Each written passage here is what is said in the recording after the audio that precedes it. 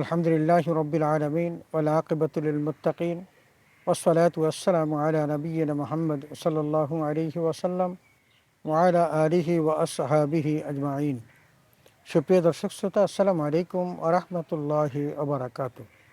সময় সংবাদের নিয়মিত অনুষ্ঠান তাসাউফ থেকে আপনাদের সকলকে জানাচ্ছি আন্তরিক শুভেচ্ছা ও মুবারকবাদ।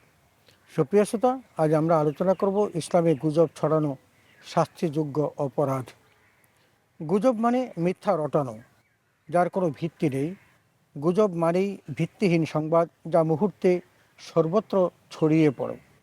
গুজবের দাবানলে সারকার হয়ে যায় সমাজের শান্তি, শৃঙ্খলা ও নিরাপত্তা। ফলে জনমনে বিভ্রান্তির সৃষ্টি হয়, মানুষ আতঙ্কিত হয়। বর্তমান তথ্য প্রযুক্তির যুগে এই কাজটি এখন খুবই সহজ। গুজব ছড়ানো কবিরা গুনাহ, শাস্তিযোগ্য অপরাধ। একজন মুসলিমের অবশ্যই সংবাদ প্রচার করার আগে তার সত্যতা নিরূপণ করা আবশ্যক।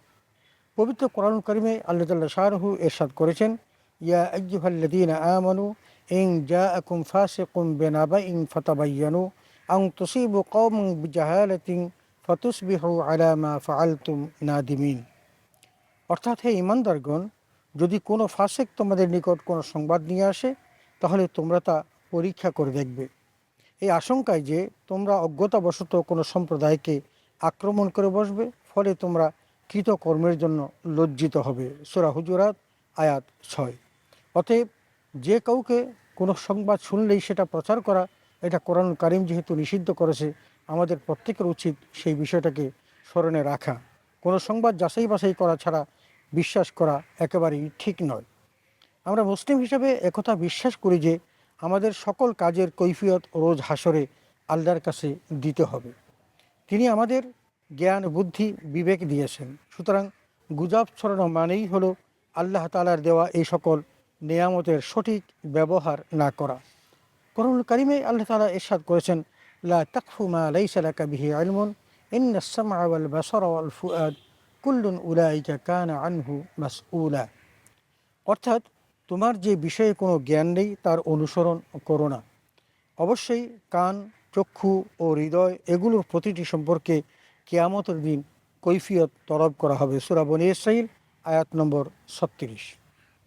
ইসলামী নির্দেশনা হচ্ছে কোনো সংবাদ পাওয়ার পর তা যাচাই বাছাই করে প্রচার করা। যারা কোনো কিছু যাচাই না করে প্রচার করে বেড়ায়, প্রিয় নবী সাল্লাল্লাহু আলাইহি ওয়াসাল্লাম ওই ব্যক্তিদের মিথ্যাবাদী হিসাবে অভিহিত করেছেন। নবীজি সাল্লাল্লাহু আলাইহি ওয়াসাল্লাম ইরশাদ করেছেন, কাফা বিল মারই কাযিবান আন ইউহাদ্দিসা বিকুল্লি মা সামিআ। অর্থাৎ, কোনো ব্যক্তির মিথ্যাবাদী হওয়ার জন্য এতটুকুই যথেষ্ট যে সে যাই শুনবে সততা যাচাই না করে তাই বর্ণনা করবে। সহিহ মুসলিম হাদিস নং 4992।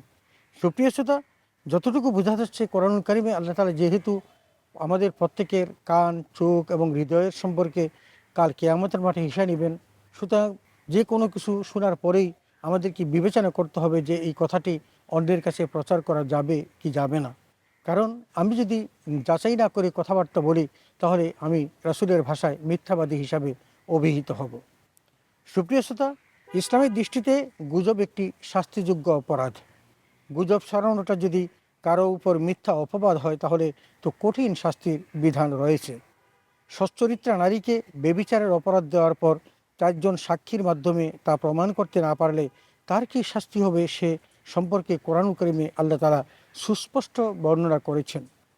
আল্লাহ তাআলা বলেন, ওয়াল্লাযীনা ইয়ারমুনাল মুহসানাত সুম্মা লাম ইয়াতু বিআরবাআতিন শুহাদা ফাজলিদুহুম সামানিনা জালদা ওয়ালা তাকবালু লাহুম শাহাদাতান আবাদা উলাইকা হুমুল ফাসিকুন। অর্থাৎ, যারা সতীসাধী নারীকে বেবিচারের অপবাদ দিল অথচ 4 জন সাক্ষীর মাধ্যমে তা প্রমাণ করতে পারেনি, তাহলে তোমরা তাকে 80টি বেত্রাঘাত করো এবং তোমরা কখনোই তাদের সাক্ষ্য গ্রহণ করো না, আর তারাই হলো সত্যিকার ফাসিক। সূরা নূর আয়াত নম্বর 4। গুজব ছড়ানো মুনাফিকের কাজ, আর মুনাফিকের স্থান হলো জাহান্নামের অতল গহ্বরে। যেমনটি রাসূল আকরাম সাল্লাল্লাহু আলাইহি ওয়াসাল্লাম ইরশাদ করেছেন, আয়াতুল মুনাফিক সালাসা, ইদা হাদ্দাসা কাযযাবা, ইদা ওয়াদা আখলাফা, ইদা উতুমিনা খান। অর্থাৎ, মুনাফিকের আলামত 3টি। 1, যখন কথা বলে মিথ্যা বলে। 2, যখন ওয়াদা করে ভঙ্গ করে। 3, আমানত রাখা হলে খিয়ানত করে। সহি বুখারী ও সহি মুসলিম। সুপ্রিয় শ্রোতা, এই যে তিনটি আলামত এটি আমাদের সমাজে অহরহ দেখা যায়। একটি হলো যখন কথা বলে তখন সে কথায় কথায় মিথ্যা বলে, সত্য বলতে চায় না, যদিও সত্য বলাটা আল্লাহ তাআলা তার জন্য ওয়াজিব করেছেন। সত্য মানুষকে মুক্তি দেয় আর মিথ্যা মানুষকে ধ্বংস করে। 2 নম্বর, যখন সে ওয়াদা করে ভঙ্গ করে। একজন মানুষের সাথে ওয়াদা করলে সেটা রক্ষা করতে হয়, এবং ওয়াদা রক্ষা করা সেটা হলো একজন মানুষের জন্য, ইমানদারের জন্য সঠিকতম কাজ। ওয়াদা যদি ভঙ্গ করে তাহলে সেটা আল্লাহ তাআলা কবিরা গুনাহ হিসাবে অভিহিত করেন। সুতরাং আমাদের কারো প্রতি যদি ওয়াদা করা হয় তাহলে সেটা রক্ষা করতে হবে। আর 3 নম্বর হলো আমানত রাখা হলে খিয়ানত করে। এটা হলো মুনাফিকের লক্ষণ। অতএব আমাদেরকে কখনো আমানতের খিয়ানত করা যাবে না। আল্লাহ তাআলা কোরআন কারীমে বলেন, ইন্নাল্লাহা ইয়া'মুরুকুম আন তুআদ্দুল আমানাতি ইলা আহলিহা। বলছেন আল্লাহ তাআলা তোমাদেরকে নির্দেশ প্রদান করেছেন যে তোমরা আমানত তাদের হকদারকে ফিরিয়ে দাও। অতএব আমানত যখন কেউ রাখবে, সেটা কথার আমানত হোক আর কাজের আমানত হোক, তাহলে এটা তাকে ফেরত দিতে হবে। এটা হলো কোরআনুল কারীমের ভাষ্য। অতএব আমরা এই মুনাফিকের আলামত থেকে যাতে করে বেঁচে থাকতে পারি সেই ব্যবস্থা আমাদের করতে হবে। গুজব রটানোর পিছনে উদ্দেশ্য থাকে মানুষকে বিভ্রান্ত করা, মানুষের মাঝে আতঙ্ক সৃষ্টি করা। আল্লাহ তাআলা কোরআন কারীমে বিভ্রান্তি সৃষ্টি ও আতঙ্ক সৃষ্টি করা মুনাফিকের গুণ হিসাবে অভিহিত করেছেন। কোরআন কারীমে আল্লাহ তাআলা বলেছেন, তারা তোমাদের সাথে বের হলে তোমাদের মধ্যে বিশৃঙ্খলা সৃষ্টি ছাড়া অন্য কিছু বৃদ্ধি করতো না, এবং তোমাদের মধ্যে ফিতনা সৃষ্টির চেষ্টায় তোমাদের সারিসমূহের মধ্যে ছুটোছুটি করত। আর তোমাদের মধ্যে এমন লোক আছে যারা তাদের কথা বেশ শুনে থাকে। সূরা তওবা আয়াত 47।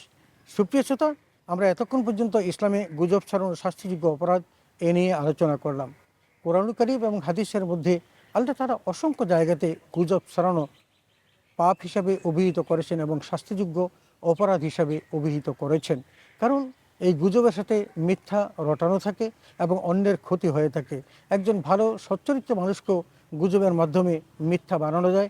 আমাদের ফেসবুক, ইউটিউবের মধ্যে মিথ্যা একটা সংবাদ দিয়ে পাঠিয়ে দিলে সেটা মুহূর্তের মধ্যে ভাইরাল হয়ে যায় এবং একজন মানুষের মান সম্মান ইজ্জত ধুলায় মিশে যায়। সুতরাং এই জাতীয় মিথ্যা থেকে আমাদের বিরত থাকতে হবে। আর মিথ্যা যদি বারবার ব্যবহার করা হয় তাহলে সেই কবিরা গুনার দায়ে মানুষটি জাহান্নামী হতে পারে। আমরা যেন এই গুজব থেকে বিরত থাকি এবং মানুষের মান ও সম্মান ইজ্জতের দিকে তাকিয়ে সত্যকে যাচাই বাছাই করেই আমরা প্রচার করার চেষ্টা করি। কারণ সত্য যাচাই করে প্রচার যদি না করি তাহলে রাসূলের ভাষায় মিথ্যাবাদী হিসাবে অভিহিত হব। আল্লাহ তাআলা আমাদের সকলকে এই জাতীয় গুনাহ থেকে বেঁচে থাকার তৌফিক দান করুন। আমিন। ওয়া আখিরু দাওয়ানা আলহামদুলিল্লাহি রাব্বিল আলামিন। আসসালামু আলাইকুম ওয়া রাহমাতুল্লাহি ওয়া বারাকাতুহু।